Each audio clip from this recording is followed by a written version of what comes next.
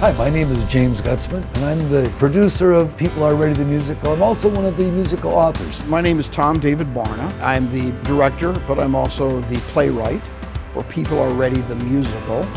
When we first started, Tom asked me a question. He said, "What's really important to you, Jim, on this?" And I said, "Inclusivity. I really want to make this about everybody." The songs were written for the music and the message. We definitely wanted to say something in our music, and you're getting a chance to hear about things that are positive, you know, that we don't hear enough about. For years now, literally, we've all endured a pandemic, and it has stopped the world, and theater has suffered tremendously. I mean, everybody has. We're trying to say people are ready, which is amazing because that actually is the title of the song that he gave me in his catalog. So as I'm trying to develop the theme, and this song, People Are Ready, I'm like, well, there you go. People are ready, and we are so ready as a city, state, country to move past fear. We have been living in a fear of what's coming and even a fear of what's happened. And I think the whole country is really ready to say, you know what? We want to walk out, we want to enjoy, we want to have fun again, which is part of the lyrics. We want to have fun again. And that's what we're promoting, is to let people come out and enjoy the magic of the theater, because that's where the magic is in the theater. It takes you out of your life and you're able to get into another life. There's not a thought about taxes, there's not a thought about inflation, there's not a thought about gas. You're just in that moment with those actors and that music, and that's what we want to accomplish and bring you into a moment that you're going to just really enjoy.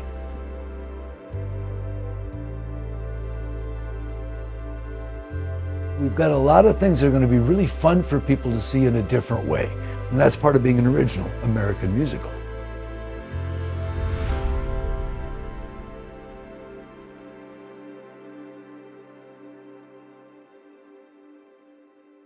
My name is Alexander Chum, aka O Music, and I'm one of the producers on People Are Ready. The music is by the Straw Rockets, which is a three-man group of Alex Twom and Ray Evangelista and Jim Gutzman. I actually had this vision of wanting to write lyrics for an album, which I did. And as I went further into it, I found that I thought I could maybe have a play. I just wanted to make something that would really give some lasting joy to people. I met Alex Twom, so we began writing that album. We were both excited to be in the studio, and then we just started going, just started putting stuff together. It was during the pandemic when we started, Alex and I, in the studio. You couldn't go anywhere else. We wore masks. You know, two guys in a studio this far apart, we wore our masks, you know, to be careful. And that's how it actually began. Ray joined us. I met Ray almost 20 years ago. We played for 18 years. You know, in this group, Highbrow and the Shades, we needed a guitar player, and he joined the group. And I will tell you that once I heard him perform and saw this gifted individual, humbled.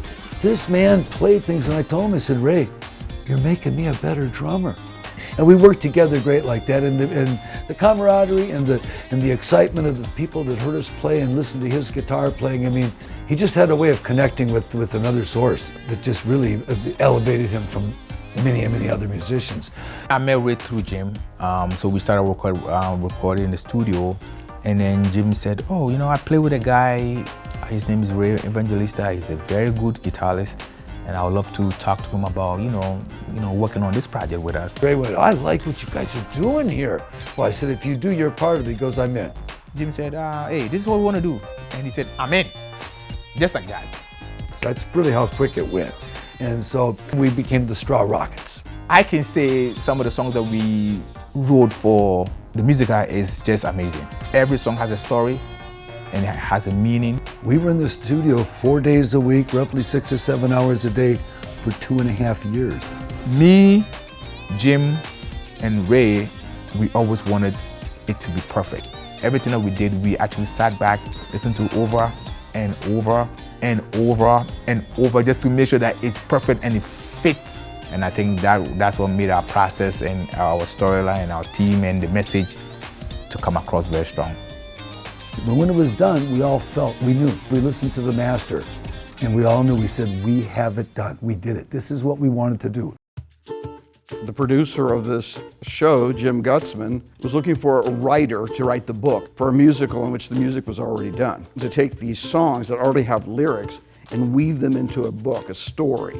I put out a thing all over the country. I talked to people in New York, Chicago, you know, and they were telling me I'm on this TV series for 2 months, Jim. I could look at it then. And so Tom was one of the people that responded. It was interesting, so I sent him a response and I said, okay, well, tell me some more. Well, I took one look at Tom and I said, you're the right height. Because I was looking for somebody about 5'5". And Tom was there. He didn't have any hair. I said, I prefer no hair. So he took off his hat. I said, you're in. You know, what the heck? What else do I need? Can you read? I thought that the music was outstanding. Because he had such a large catalog of music, it gave me a lot of pieces to play with. He said, I love the music. I want to write this show around your music. I heard that. I thought, okay, that's right. And he was the one who said, it hasn't been done since Jesus Christ Superstar, but it shows it can be done. I went, okay. We knew that we wanted to go international. Every song has to mean something in any country, whatever. So we had songs that can be played maybe in the Philippines. We have songs that can play in Minnesota. We have songs for Ghanaians. We have songs. So we went all around. So our music is very diverse. We ended up with about 25 songs and 17 were chosen. And once we actually physically met and, you know, I got a little deeper into Tom, you realize his sensitivity, his creativity, and his incredible discipline. And so Tom began to tell me what was needed to be done. I said, well, it's a musical. We want to be happy. So the story should be really simple and basic. Boy meets girl, boy gets girl, boy loses girl, boy gets girl back. Really simple. Truly, when we were writing it, I'll be very frank, I was hoping I'd live long enough to see it get on stage, because once we had the soundtrack done and the book was written by Tom, you know, it's usually a year before anybody picks anything up because they're already booked. And then I'm on vacation, I hear, you know, I won the Fringe lottery and we're in the Fringe. Suddenly, we're producing a show.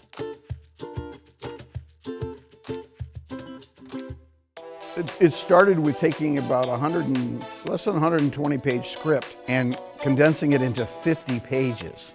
Taking 17 songs and selecting 7. Taking a play that has a basic set in mind and condensing that to minimalist. So there was automatically some requirements of change that were essential in order to make this happen. The cast has 13 members in the abridged version. We have an assistant director and, of course, a producer. So it's a gang of about 15 people creating this work of art.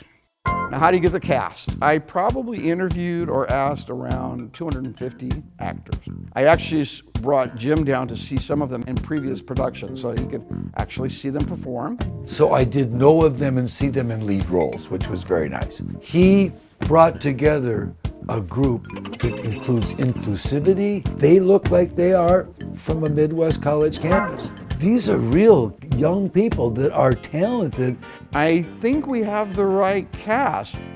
And then I need a team to support the cast, a crew. I definitely couldn't do this without Kirsten is my choreographer, Marley is my music director, and Julian is my assistant director. And then we have a costume designer, Molly Smith. It's a lot of work in doing the interviews and providing information. So it's a long process. Of course, they all want to know, when is it? What's the rehearsal schedule? So we're rehearsing in 4 weeks, but we're doing double rehearsals every night.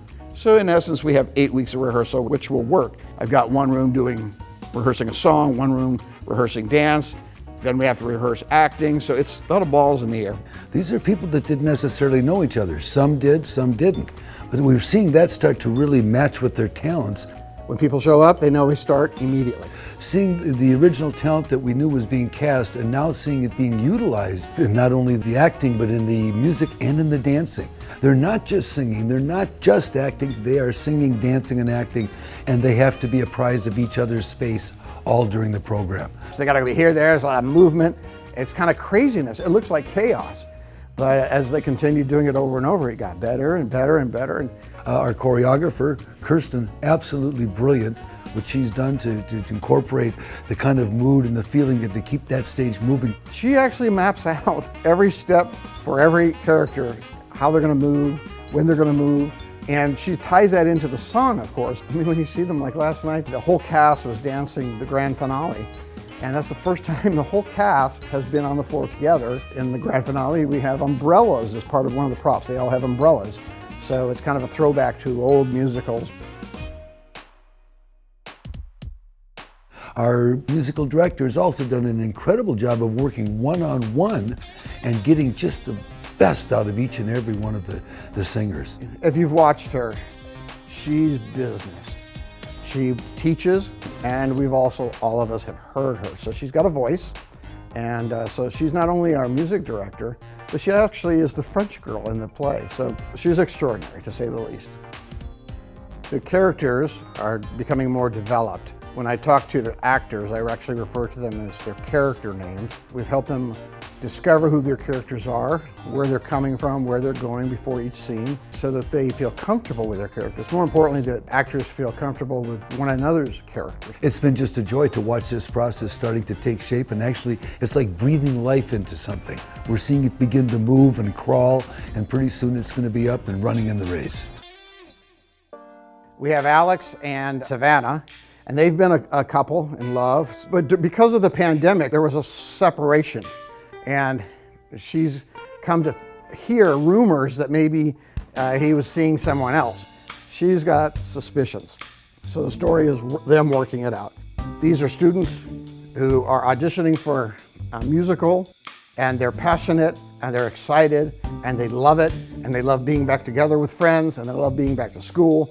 We believe in sleep deprivation, so the actors will get no sleep, they'll get very little food, very little water, and they'll have to perform under these conditions. This will make the Fringe seem like nothing.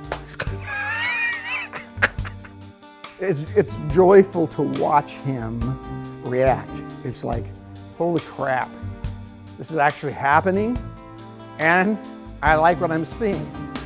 I think the biggest thing is that they support one another, and that they are all striving to do the very best they can each and every night, and we have that. It's manifesting itself each and every rehearsal. Starting next week, they'll be off book. They have to have their lines memorized. That's off book. And what's joyful about that is now I can stop looking at the script and continue now at this point watching the interaction of the actors as we block. So movement begins next week. So that's a whole nother stage of this. As we went through and saw the confidence level increase on the performers, that was one great thing, because they became knowing that they were doing it better. They were hearing it. They're professional, they're prepared, they're enthusiastic, they're starting to gel. What happens with a cast, it happens every time.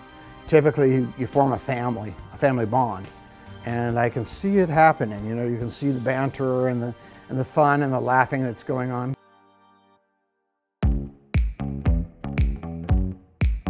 Greater Mankato is an extraordinary region of art fanatics and supporters and fans, and most of the performers are in fact from Greater Mankato. And so we thought, wouldn't it be great to be able to put this on and let the people in Mankato see homespun? You know, hometown stuff right here, the original American musical. To showcase in Mankato was mainly to get us to run through this for the first time, live. We're trying to create as much as possible that theater experience. We're going to do a Q&A. We'll have a couple people on stage, like the producer of the show, maybe the costumer, the choreographer, and give the audience an opportunity to ask questions or to hear things they may not really realize goes on behind the scenes. Especially in trying to create a musical. That component is just so valuable to be able to have the audience. They give you what they feel. We will have had maybe 2 dress rehearsals before that performance, but so in a way it's a 3rd dress rehearsal. The turnout was much greater than we thought, I'll be frank. We're extremely appreciative of our patrons and our supporters, and we love Mankato. Really, people came out, and the number one thing I heard was, I really want to see the full length. They couldn't have said anything better to me. And now we've got to do it up in the Twin Cities. Jim knew Ray for a long time before I met him, but I got really attached to him because, you know, he's a brilliant musician. Ray came to the studio on a Wednesday, and we just got the master for the soundtrack and the master for the video, Music in the Clouds. And he was so excited, he was to the moon, you know, he just, oh, Jim, this is it, man. He says, this is it, I love this, you know, and he's critical, right? He says, no, we got something here. And I said, well, Ray, I hope you're right, because I think so too. And then he had a gig Friday night. And I told him, I said, you know, you got to be careful with these gigs, Ray, because, you know, there's still some issues out there. Just be wise, watch yourself. And He ended up playing that Friday. That Sunday he got sick, so I'm helping him out to the car, and I'll share this. I mean, he looked at me and he said, "Jim, I think I'm dying." I said, "Ray, we're 5 minutes from the hospital. You are not dying." Got him there, and finally got him in the intensive care, and he was able to get to, but he couldn't beat the COVID. You know, he had double pneumonia, and there was other complications, and January 12th, he left this world. And we lost somebody that was, just a wonderful person and just a gifted musician. I cried like a baby. That's what I'm gonna put it. I mean, we are all hurt, but there was a connection that came when I met him. There was something that he unlocked something in me that I always felt like, sometimes as a producer, you doubt yourself. Can I really do this? And he goes, "No, Alex, you're good.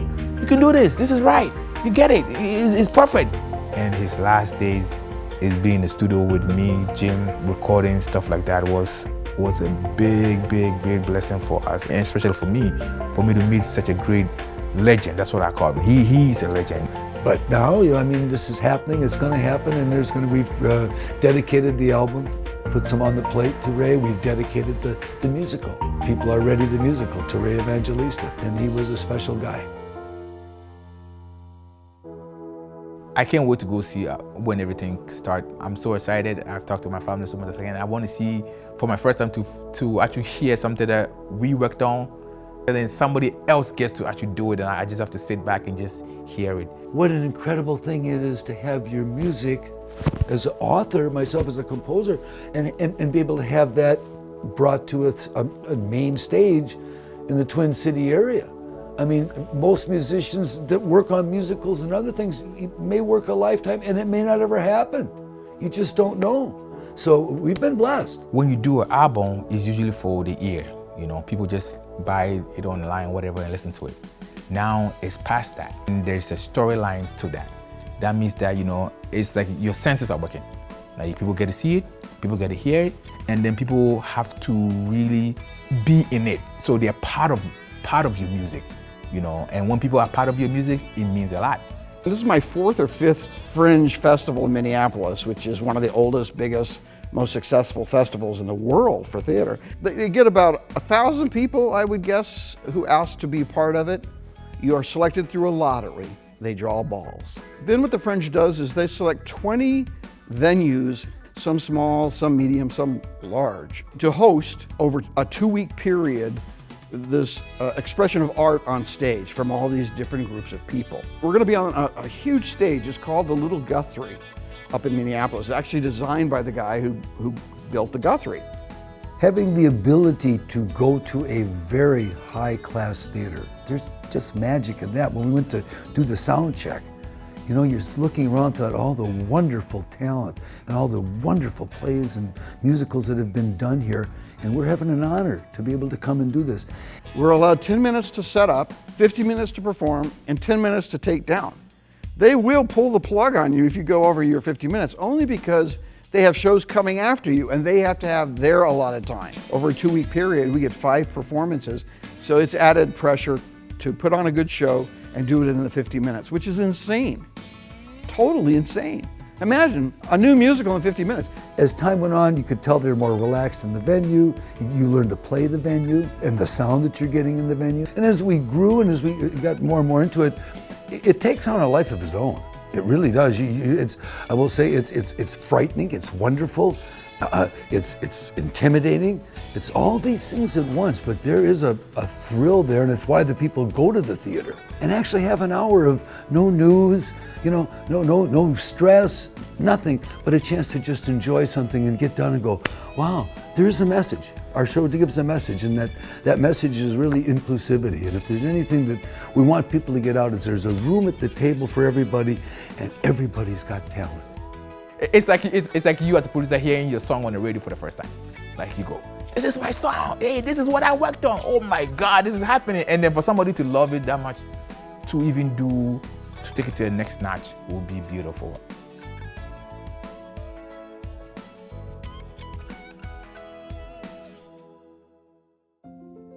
I've learned a lot, and there's been ups and downs in this business, and I've learned in the theater business, you're you're suicidal one day, you're on top of the world the next, and you think, God, I can't get this done. We can't do this. Yes, we can. Yes, we can.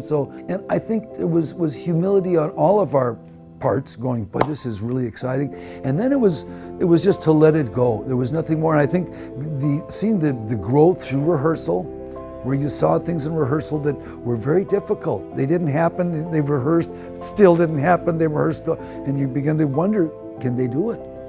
During all of the performances, except for the final, I was never in the audience. I stayed backstage and listened. I listened to the dialogue being said. So I went out front.